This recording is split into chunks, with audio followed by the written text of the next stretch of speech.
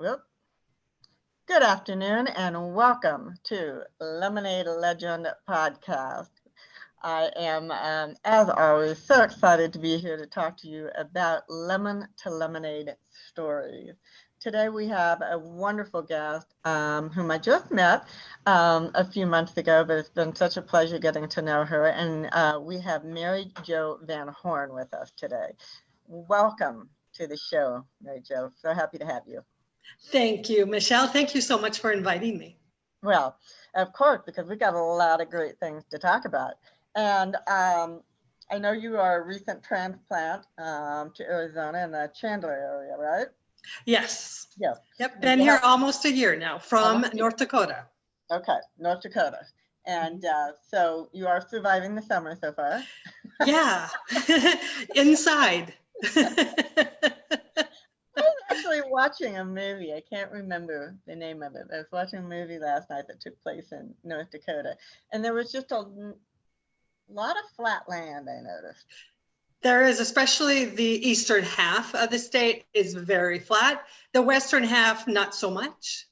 But the eastern half is very much. Yeah, I don't know where it was, but that was my impression. Was like there's a whole lot of nothing out there. You can see for miles. Yeah, so you've got to love and appreciate the mountains here. I do very much. Yeah, and the sunshine. Oh my goodness, the abundant sunshine. Yes, we do have that. Yes, I couldn't live in a Seattle or I couldn't live in Hawaii when they go to 18 hours of darkness. Yeah, I think that would be quite the adjustment for me as well. Exactly. All right. So we met in a networking group via Zoom, and I have heard several of stories about client situations. You've talked about your own personal sort of mission and what brought you to this point, and it's all really interesting and very, very timely with a lot that we have going on right now. And gosh, I don't even know where to begin. I think I'll begin with letting you just introduce what it is you do. Okay, yes, that's a good place to start. So as a personal life coach, I mostly work with women that are working really hard without realizing that their version of hard work is actually fueling this resistance they have to self-care, to taking time for their family, for their friends, and for themselves. And it's also fueling the reason their confidence tends to tank when things don't go as planned. And, if they're not already feeling the effects of burnout and exhaustion and sleepless nights, they see the writing on the wall. And so I help them to recognize the true source of that resistance and learn that there's a difference between earning your value through how hard you work and stepping into your inherent value, knowing you have value just because you were born. I love in a that. nutshell. Yeah, in a nutshell, love that fact that you have a value because you were born. And that reminds me, I might have told you this. I don't know. Maybe I did, but I'll tell the rest of everybody else. Somebody was telling me these astronomical figures, data about how many sperm it takes to go through and swim and get through this, horrendous, journey, and how many, eggs it takes to, finally and it ended up being something like a 1 in 1, billionth chance of everything connecting and fertilizing properly and becoming a human being. And I went, and the whole reason that was being shared with me because just like you said, the fact that you were born means that you are special because you went through that process of that whole journey that is that one in, and don't quote me, I don't know if it was 1 in 1 billion, but it was something really, really crazy like that. And so it really, it gave me a little bit of a different mindset of that. Yeah, you're special because you were born, because you're here. So, a couple of things that I wanted to mention of why I was really interested in having you on the show is I know a lot of coaches. I know a lot of very, very good coaches. I know a few not so good coaches, but we're not talking about that. We're talking about the fact that you are in a crowded space in coaching, but you have such a different take. So many expertise. So many coaches have an expertise in how to start your small business, how to do the mechanics, how to properly do your financial strategies and all those things. Very important, super, super important. But my impression is that you deal more on the person within to allow all that other stuff to happen. Yes, it feels like what you're talking about is the coaches that teach or coach a strategy. Right. Right. Yes. And what I have learned for myself, and what it is really at the essence of the work that I do, is that true freedom, which is what we're all craving, is the formula really is, it is 98% your thoughts and your energy, or your beliefs and your energy, and only 2% strategy. Most people have that flipped, where they're putting all of their energy and time into strategy, right? And not considering their own thoughts and beliefs, and many of which are subconscious, right? And so when we flip that around and really focus first on what are our thoughts, what are we believing about ourselves, about life in general, which most of which came from childhood experiences, right? And we just don't even realize as adults that we've carried those through with us. And the reason that is so important is because our actions will always line up with what we believe to be true for us, whether we're aware of those beliefs or not. Wow. It seems so simple that, like, well, of course I'm aware of my truth. But yeah, we're not always.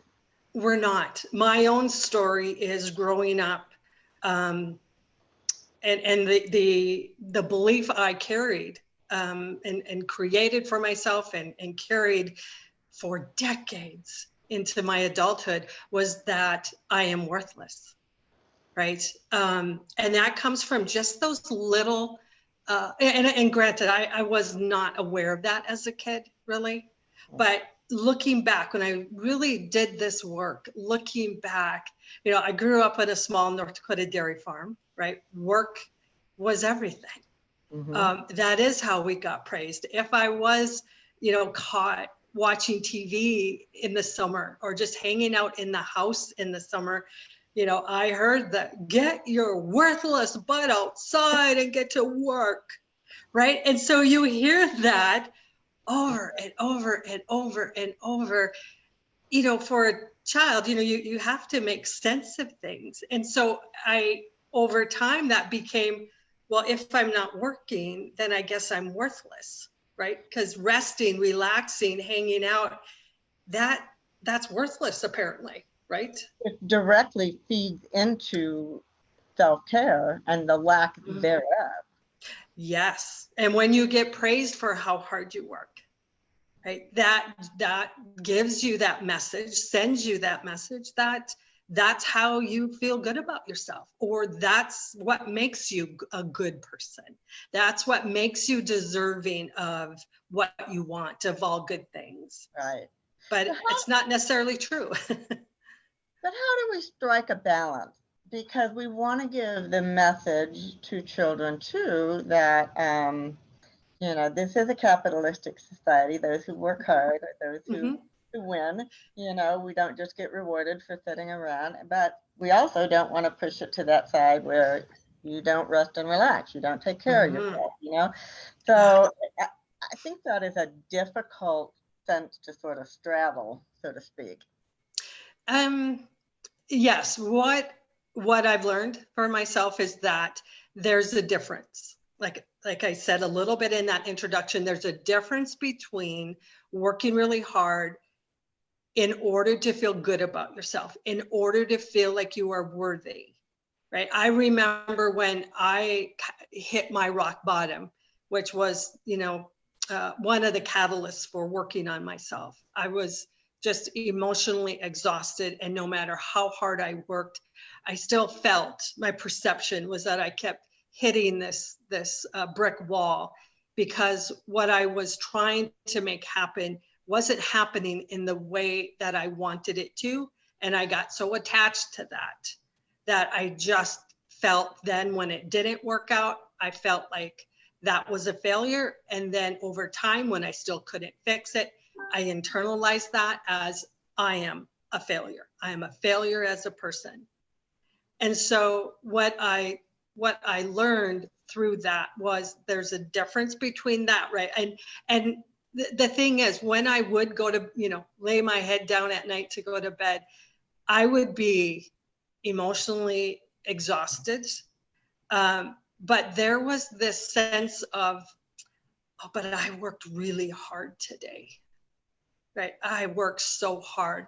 And right, just this kind of subconscious, I think of, that counts for something.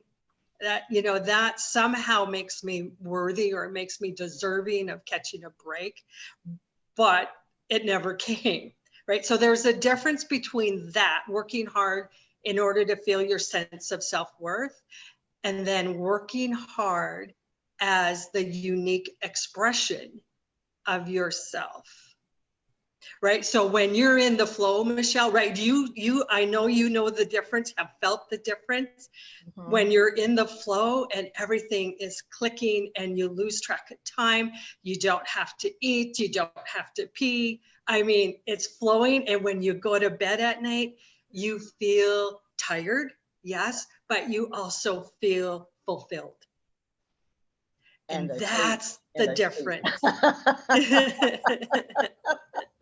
And you're right, because as you were just describing that whole scenario, I have always been a hard worker.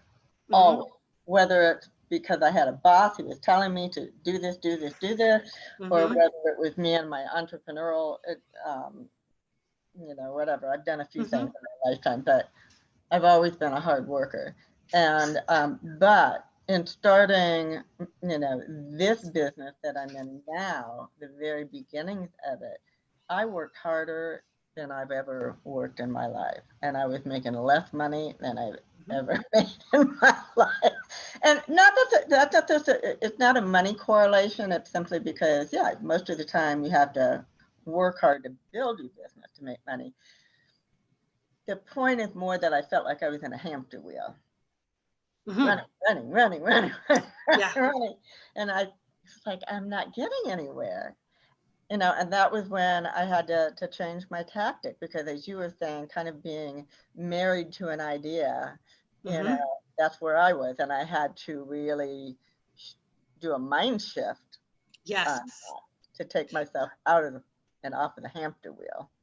Yes, because right, our actions will always line up with what we believe to be true. And so for me growing up, by the time I left home and went out on my own, I was believing that life was hard, right? That money was hard to come by. That's what I experienced. There was also many good times, but overall life felt hard. And so when we believe that to be true for us, and it certainly wasn't conscious, in me, we will make life hard. We will make choices and make decisions that will support life being hard, because then that lines up with what is true for us. Wow. Yeah. I mean, I can go back and recall many a times when I was before I transitioned into life coaching, I was in the advertising and media world, and had my own business, and it was really a very fast success when I started out on my own after being in corporate for 20 years, almost 20 years. And I recall after a while, I would start creating additional processes that had no relevance, right, on the outcome. I would put stuff on my to-do list that had no relevance, but because I felt guilty for it now feeling much more easy for me. And right, that didn't line up with it's supposed to be hard. Wow. And so and logically it made sense. Oh yeah, I should do it this way. I could do it this way if I did this, right? So logically it made sense. But what happens is it's really when we're lining up with what we believe to be true for us, it's really, and we make those choices, it's really self-sabotage in many cases disguised as logic. How, what I want to say, how accepting are potential clients of that idea when you gave that equation of the 20% strategy, 80% our beliefs who we are? Is that a hard sell for people to understand that? Oh, you know what? I don't sell it. Well, we don't have to use that word, but a hard thing to maybe comprehend or to accept that could be. Well, right. Yeah. So I don't convince people. And so when I do marketing, right, my method, if you will, of marketing is that it is a spiritual practice. And so when I speak about my work and the people that I am meant to serve, and it's not everybody, right?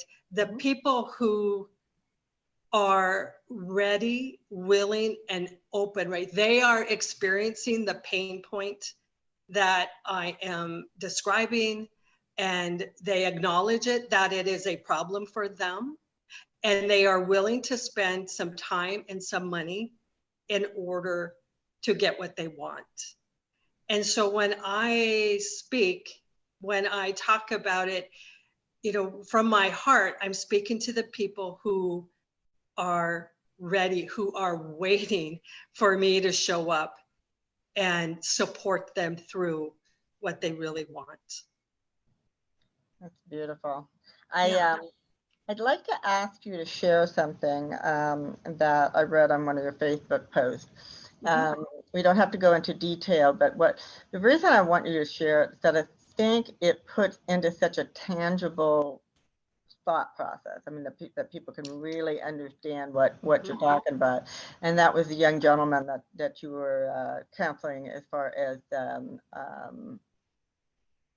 basically, but you take it away. Yes. I love that story because it was actually the mom of this 24, 25-year-old recent college grad. The mom reached out to me and said, can you help my son get motivated to get a full-time job in the field of his college major? He just graduated a few months ago. He doesn't seem motivated to get any kind of full-time job, much less one in his major. We just paid for his college and it's time for him to get a job now. Can you help him? And, you know, by the end of that conversation, I said, yes, I can help your son. And so the son came on board, but we really didn't talk about a career, interviewing, getting a job until we were several sessions in, because we first went little deep and peeled back the layers of what he was believing about himself and in life in general. And when the session came where we talked about his ideal career, one of the things he shared with me was that, you know, the money doesn't matter. Money doesn't matter to me. In fact, I'd prefer that. I wish we didn't even have to have money, right, as a currency. I just have no interest in this whole money as a currency thing. And intuitively, I felt compelled to ask him what his biggest takeaway was from when his parents divorced. And he was about 10 or 11 when his parents divorced. And he paused for quite some time. And then he said, don't let anyone marry you for your money. And so then I asked him, so if you were in a relationship and you were financially well off, would you worry that that person would be in it for your money? And there was a little bit of a pause, and he said, yes, I would. And I said, if you were financially struggling and in a relationship, would you be confident that that person was in it for you? No pause. And he said, yes, I would. And then he's like, I said, well, what does that tell you? Do you see the insight in that? And he's like, wow, I never connected those dots, right?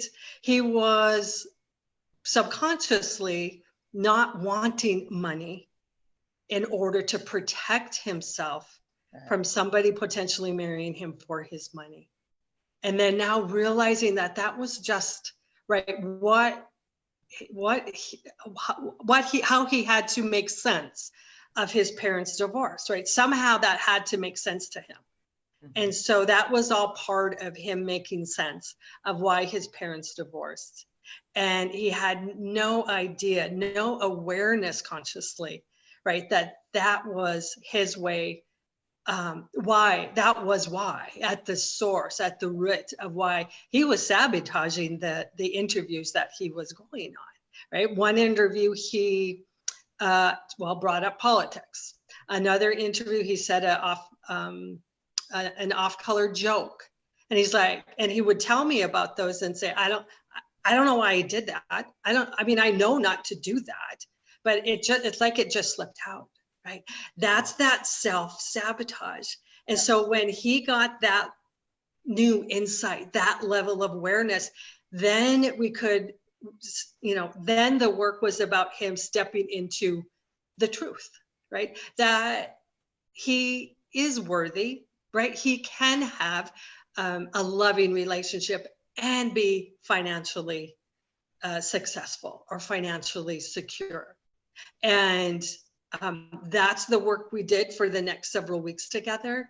And he got an interview request and took the interview, got the second interview, and got a full-time job in the field of his major.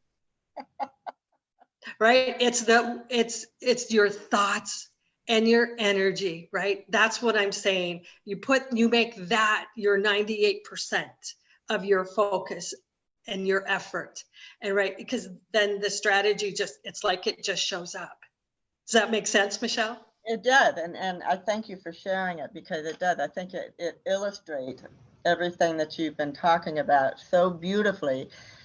And I think most people would just say, I know what my thoughts are. I know what my inner truths are. I know, but I think most of us really don't. We don't. Maybe we only understand a part of it, or we don't understand exactly where it comes from.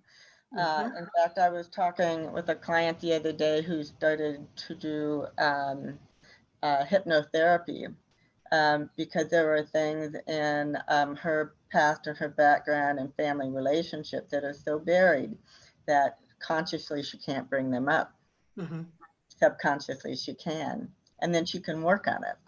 And I started thinking like, wow, I don't know if I'd be really excited to do that or really scared.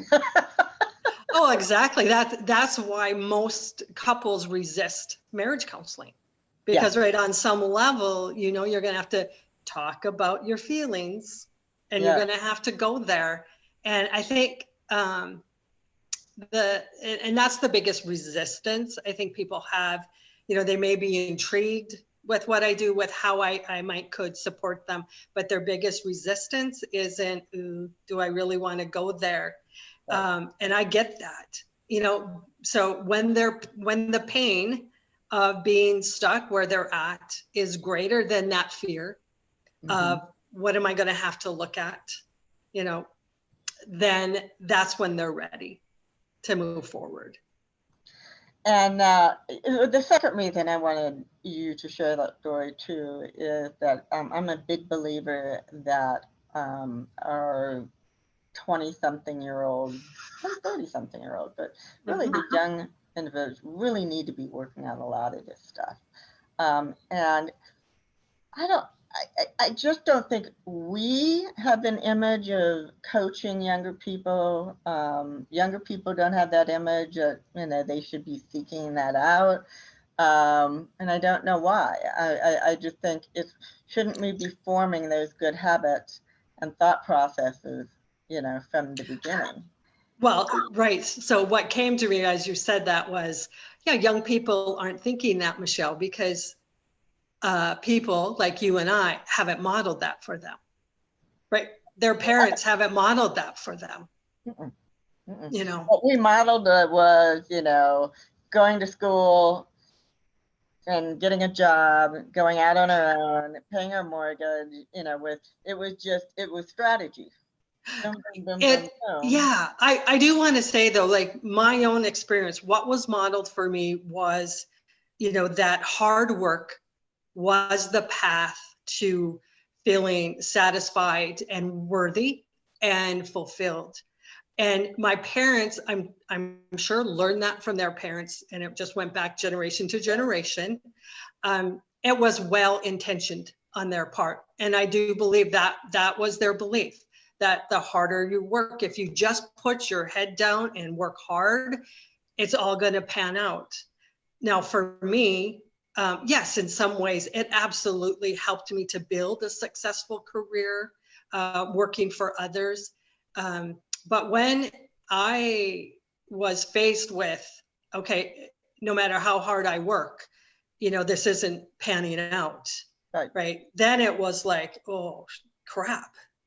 Now, so then it was like, okay, well, this promise, I call it the promise I inherited, right? And so then I realized, and most of this I think is like behind the scenes in our minds, but I realized that promise wasn't panning out as true. And as the years went by, a lot of resentment had built up around that, right? Until you hit that brick wall. And so I think what we've learned, our parents did the best they could with what they knew. And it was well-intentioned for the most part, very well-intentioned. But now it's like we get, and this, I'm so grateful that I get to interrupt that pattern of you earn your value through hard work.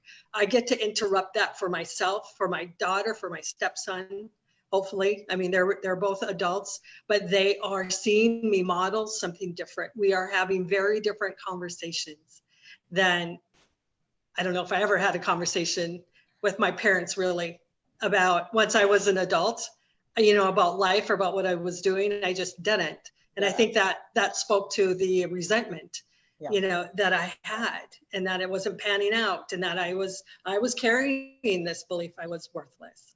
So I think for the young people, it really is, I think the greatest gift we can give them as the adults that we are today is the message that it's okay to get help. It's okay to ask for help. It's okay to talk about your emotions. In fact, that's the key. Because otherwise, through all this craziness and chaos with regards to politics and COVID-19 and wear a mask or don't wear a mask and all the negativity on social media of the emotions of physical distancing, that doesn't feel good, right? Every one of us has to somehow make sense of that.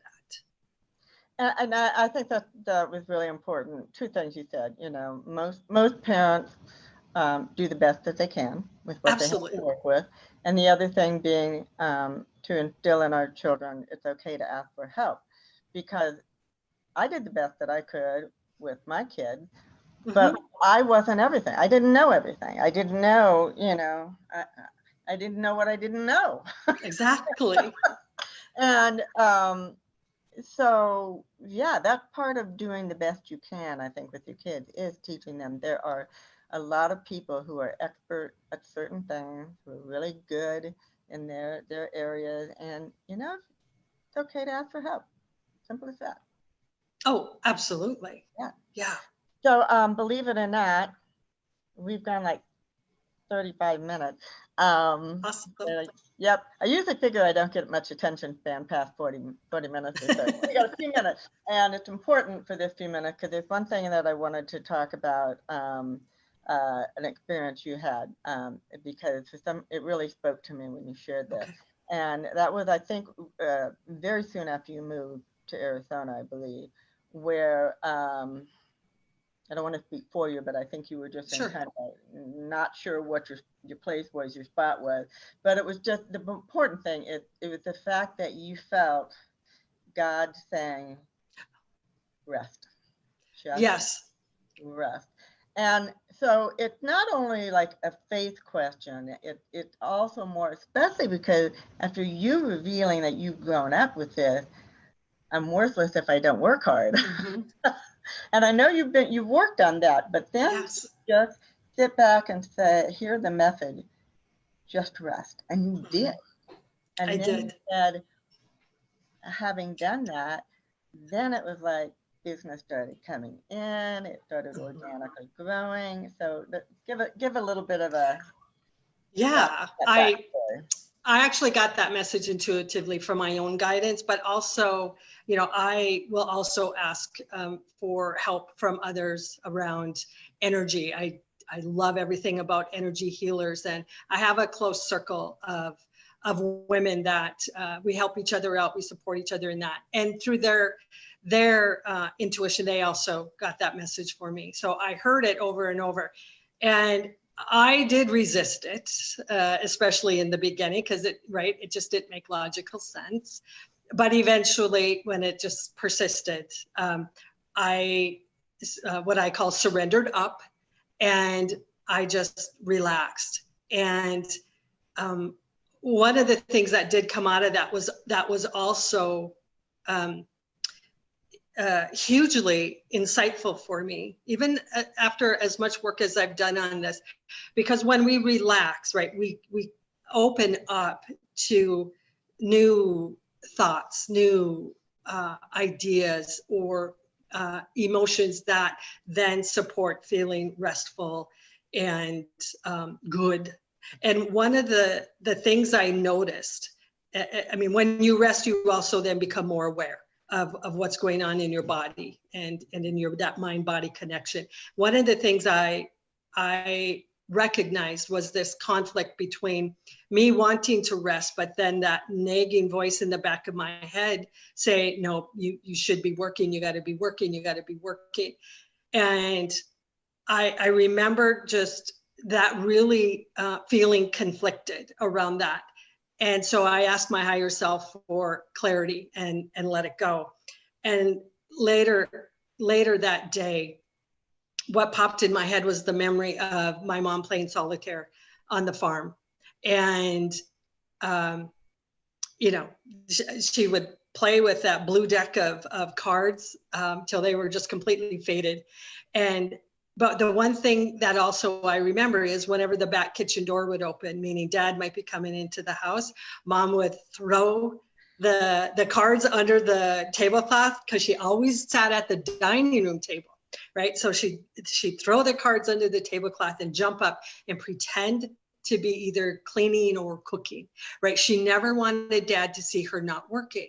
And it dawned on me that having that replay over and over and over during childhood ingrained in me that belief that, oh, I'm not supposed to relax. I am supposed to always be working. And so with that insight, I'm like, that's where that's coming from, right? That's where that conflict. And now as the adult that I am today, with the work that I've done on myself, I was able to let that go. Well, and Right. your mom was also modeling something that you do need to take a little time to relax, to enjoy yourself, that it isn't all about work. So it's kind of a dual message that that Yes. Yes, you can relax, but it's kind of like don't let anybody see you. Yeah, Don't let anybody know that you're relaxing. Right? Yeah. Yeah. That's really interesting. I think you do some amazing work, and I'm very appreciative that you're out there helping people to find their truth. Because you know me, I'm all about truth and stories. And, Absolutely. And I also have to say, I'm so excited that Mary Jo and I are going to be both on the same virtual summit coming up. It's called Women's Empowerment 2020 Summit. Ignite your confidence. So it is all about confidence, right? And so we have 9 presenters and one panel of 4 talking about confidence. And we designed it around the F in confidence. So we all have our F word. So Mary Jo, you are talking on faith and finding peace. Yes. And mine was a hard one to find the F because I'm the storyteller, and we kind of struggled. So we settled on fine art and literature, but it's still about storytelling and how that can ignite your confidence. And so really excited. We haven't heard each other, so I can't wait to hear your presentation. And I hope everyone will tune into that. I will be posting, I know Mary Jo is going to be posting the Eventbrite link, but it starts on August the 6th and goes through the 15th. We're doing something a little bit different in that instead of having people sit in front of their computers for 5 or 6 hours, we're putting one presenter a day up there at 6 p.m. Pacific time. So I really hope you tune in. And I think, I believe, I want to say, Mary Jo, you are day 3. Day 3. Yes. You're day 3. I'm day 8. And it's going to be a great conference. So I just wanted to make sure I give a shout out for that. And I'm really looking forward to hearing everybody's presentation. And with that, can you share the best ways to get a hold of you if anybody is looking to find out more? Yes, my website is maryjovanhorn.com. And you can also message me on Facebook. If we're not already Facebook friends, please reach out. But also you can message me. I'm very good at replying to those messages. I'm also on LinkedIn as Mary Jo Van Horn. Pretty easy. Just very easy. The name, Mary Jo Van Horn. Yeah. There's not very many of us, especially on Facebook. Yeah, my once upon a time I was Michelle Smith. Oh, yep. Not unique at all. Anyway, well, I was a Johnson, so. Okay, well, there you go. Yeah, exactly. So this has been great. I've really enjoyed talking with you, and I hope all of my listeners out there have gotten some good insight on finding your truth and realizing that 98% is you, and then it all follows. So let's work on ourselves, okay? And that self-care, very important. Yes. So with that, thank you, Mary Jo, for being here. You're welcome. My pleasure. Thank you. Good. And to all my viewers and listeners, thank you so much for joining in. This is Michelle Faust with Lemonade Legend Podcast, bringing you lemon to lemonade stories. Thank you so much. Bye-bye.